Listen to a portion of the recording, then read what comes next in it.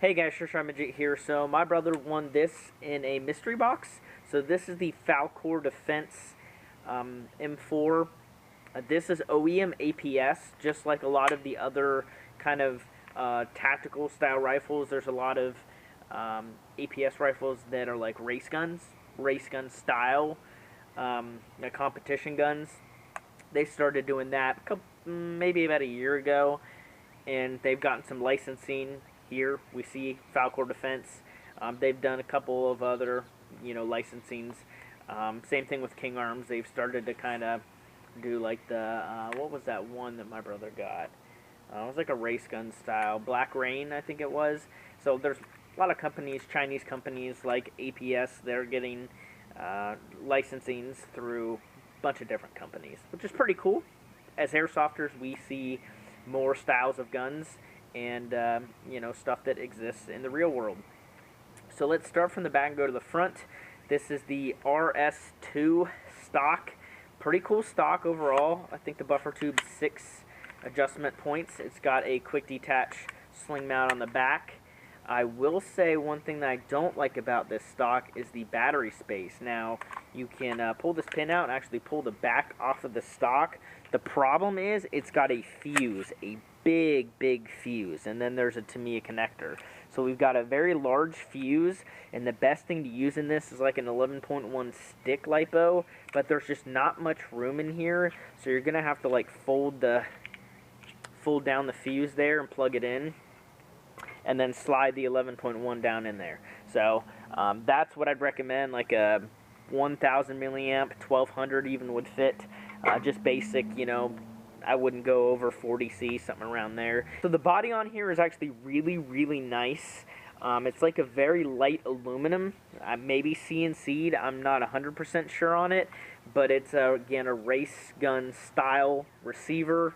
It looks really unique. It's got the Falkor Defense over there, a couple of markings over here. Sorry, there's bugs all over me. And then a couple more licensings on the other side. And then even on the dust cover, Falkor Defense 556 NATO. So pretty cool. As you can see, ambi selector switch, pretty crisp. Ambi bolt lock. Now you have to manually hit it just by pulling this back. It doesn't lock, but you can push it in and lock it back. And it's got the same thing over here.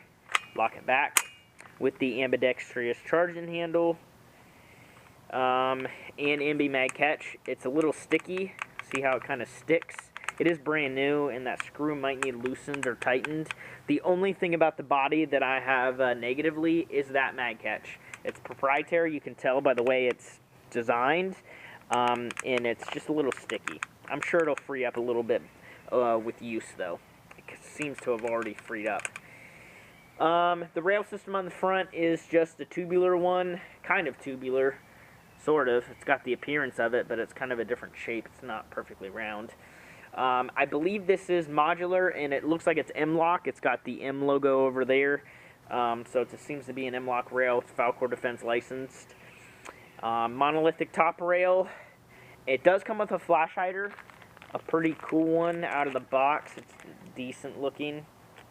The orange tip is glued because I tried to loosen up. It's a little tight on there. That's a pretty cool flash hider, though. So it does come with that. And it is also going to come with a Falkor, it is a Hakatsu U-Mag. If you don't know, Hakatsu is basically APS. So it's an APS branded mag. Those mags come with the other race gun styles as well. So Falkor Defense doesn't have a specific mag. The grip on here, I did look over that. It's basically like a Tango Down style.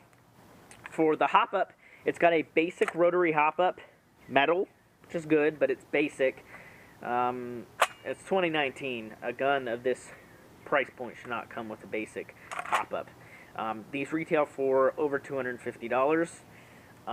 The barrel is supposed to be, I think, a 603, so it seems decent. I'm going to shoot the first rounds through it, so we'll see how it shoots. I don't know FPS either. It does have a quick change spring system. It's the APS Spider gearbox, I think is what they call it, or Silver Edge. Silver Edge, I think is what they call it. APS really hasn't changed much. They're really still not very good. I'm pretty sure they still come with a plastic piston, like a plastic tooth piston, which is insane for a 2019 gun, costing over $250. It's not good. But there's a couple things that are decent in the APS. It's got the blowback. You can disable that pretty easily if you go to upgrade it. This would make a good base gun to upgrade, you know, like a 30 RPS SSG, or I guess you could even maybe do a DSG in it. As far as HPA, it might make a good HPA gun as well. I haven't tried to put a V12 or a fusion engine in here, but I'm sure you could get, you know, F2s and jacks and F1s and those sort of engines, the drop-ins inside the existing shell. But as far as like a fusion engine or a V12, that the whole complete drop-in, I'm not sure if those will fit this or not, because some M4 bodies can be picky, especially new ones, because some companies don't realize that some people want to HPA their guns, so they don't test to see if stuff is going to fit. It does have a straight trigger in it, which is pretty cool.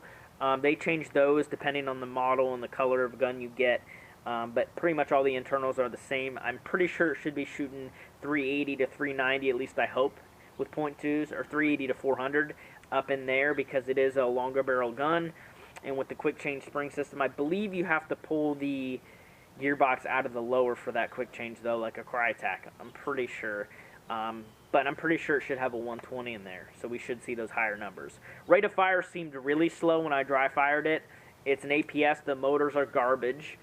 The gearboxes are decent. Like I said, the components are okay inside, but the motor I would swap out pretty much right away. Like, you could get a SHS high torque for 30 bucks. .2s, 401, 400, 399, 398, 397, 397, 399. Very consistent on the feet per second, and it's high up there to where this is going to be used for outdoor. This is pretty perfect scenario, if you ask me. It's get rate of fire. And 16 rounds a second with a stick 11.1. I told you the rate of fire was low, and that's because the motor's bad. Accuracy actually seems pretty dang good. But these are only .2s, and it's actually pretty consistent. Yeah, overall, pretty happy with it.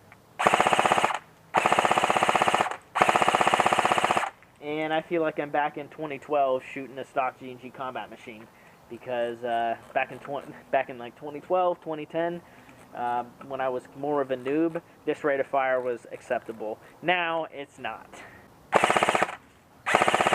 But for pickup games and stuff, this would make a great gun for sure. Even if you go to play like an open play kind of thing, you could still have fun with this, no problem. You can just pepper that all day long.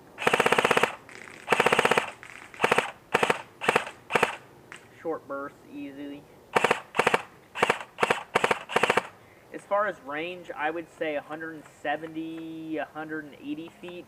Trigger response, I didn't say anything on that. The trigger pull isn't bad, and the reset feels fine too, but it's not pre-cocking much at all because the motor really doesn't have much torque.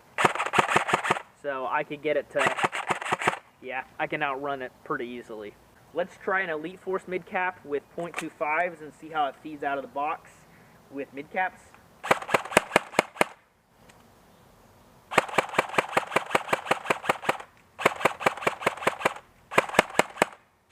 I have to hold the magazine up for it to feed.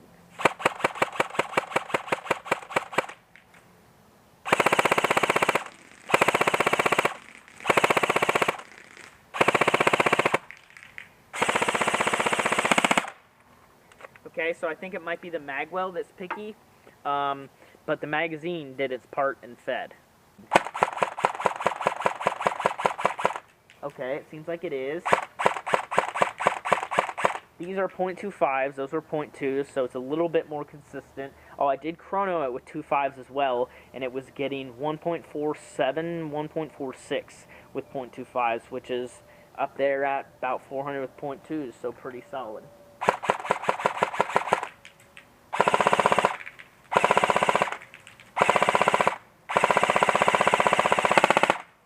And and thankfully it goes through the whole mag. I would expect it to, since it's shooting under 20 rounds a second. Even with .3s, this thing should feed on full auto. But honestly, I encourage you, if you buy this gun, you know, like I said, get an 11-1, toss some 2.5s in here, preferably high caps, and just go ham and go play with it maybe 3, 4, 5 times and just let it rip.